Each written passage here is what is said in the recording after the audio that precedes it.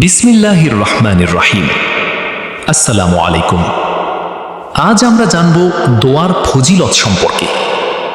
দোয়া এমন একটি ইবাদত যা একজন বান্দাকে সরাসরি তার রবের সঙ্গে যুক্ত করে।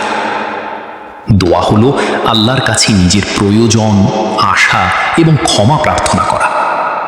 একজন মুমিনের সবচেয়ে বড় শক্তি হলো আন্তরিক দোয়া। আল্লাহ তাআলা কোরআনে বলেছেন, তোমরা আমাকে ডাকো, আমি তোমাদের ডাকে সাড়া দেব। সূরা গফির আয়াত ৭। রাসূলুল্লাহ সাল্লাল্লাহু আলাইহি ওয়াসাল্লাম বলেছেন, দোয়াই ইবাদত। এই হাদিস আমাদের শেখায় দোয়া শুধু কিছু চাওয়া নয়, বরং এটি নিজেই একটি মহান ইবাদত। আরেকটি হাদিসে এসেছে, আল্লাহর কাছে দোয়ার চেয়ে অধিক সম্মানিত কোনো জিনিস নেই। তাই বেশি বেশি দোয়া করা একজন মুমিনের বৈশিষ্ট্য। শুধু বিপদের সময় নয়, সুখের সময়েও আল্লাহকে ডাকুন।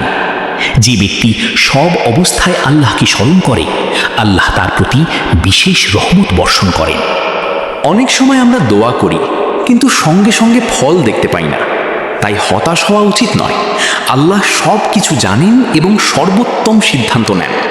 কোনো দোয়া সঙ্গে সঙ্গে কবুল হয়, কোনোটি পরে কবুল হয়, আর কোনো দোয়ার প্রতিদান আল্লাহ আখিরাতের জন্য সংরক্ষণ করে রাখেন। দোয়া করার সময় আল্লাহর প্রশংসা করুন, রাসূলুল্লাহ সাল্লাল্লাহু আলাইহি ওয়াসাল্লামের ওপর দরুদ পাঠ করুন এবং বিনয় ও আন্তরিকতার সঙ্গে আল্লাহর কাছে প্রার্থনা করুন। হালাল উপার্জন, সৎ জীবন এবং আল্লাহর আনুগত্য দোয়া কবুলের গুরুত্বপূর্ণ কারণগুলোর মধ্যে অন্যতম। তাই নিজের আমলও সুন্দর করার চেষ্টা করুন।